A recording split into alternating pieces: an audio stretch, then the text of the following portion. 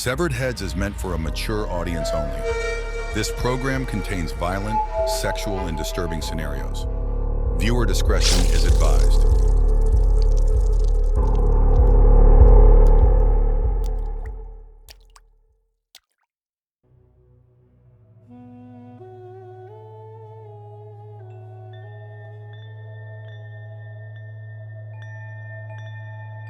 Welcome to Severed Heads, written and created by William Goodman.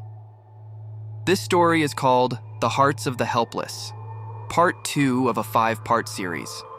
Chapter 3 is titled Contrast.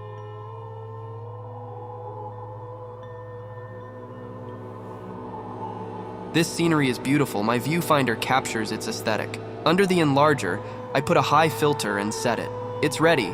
Those pure black and whites captivate my imagination. I'm drawn to the contrast, knowing the color spectrum is deceptive. I point my camera at the sky and remind my mind, it'll be gray at any time. See, you can burn and dodge any photograph. But when you dodge what you believe in, you'll be burned every time. I tell myself these simple parables to prepare my eyes for the lies.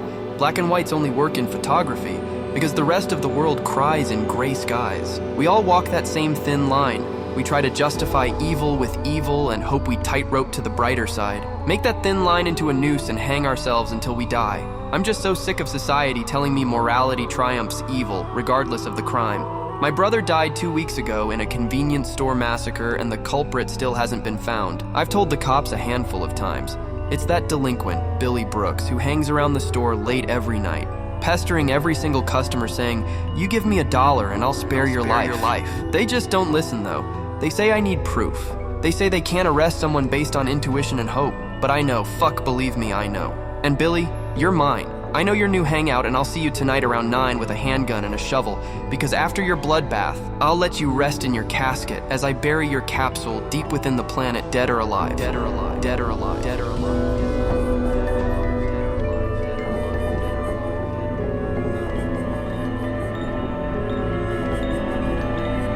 Come on, man, time's ticking. Hurry your ass up.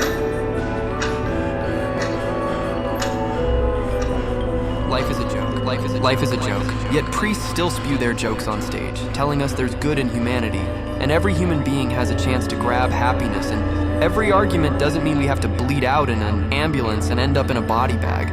Bullshit. I spit on the faces of those comedians who try to convince me this world isn't evil. This world is run by evil men, and I'm a man about to hunt a man who deserves what he has coming, and no man can tell me otherwise. Are you ready? I ask my brother's friend, who equally wants retribution. We take off on foot to where he and his crew's new hangout is, an alleyway behind a food and liquor store. How fitting, I mumble under my breath. He's probably waiting for me with a .40 in his right hand and a pistol in his left. An irresponsible drunk who hopefully misses up. The sun's down, and I bet his spine is shivering. He's waiting for me, and death is certain for one of us. I bet we're outnumbered, but fuck it. I'm a straw man with 2 fists to fight.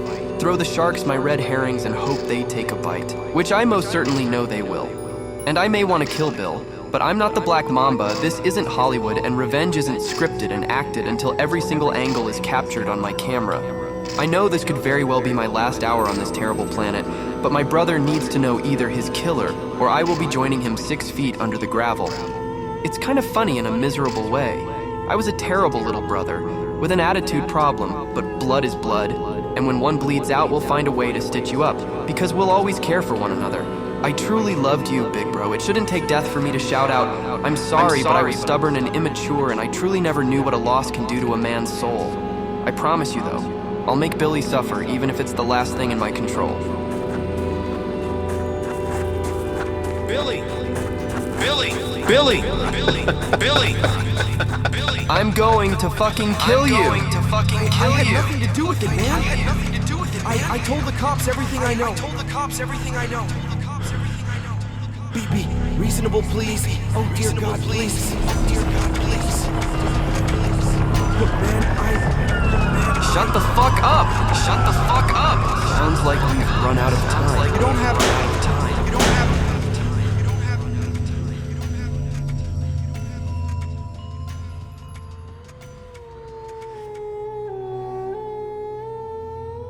Thank you for listening to Severed Heads. The next chapter is titled Run.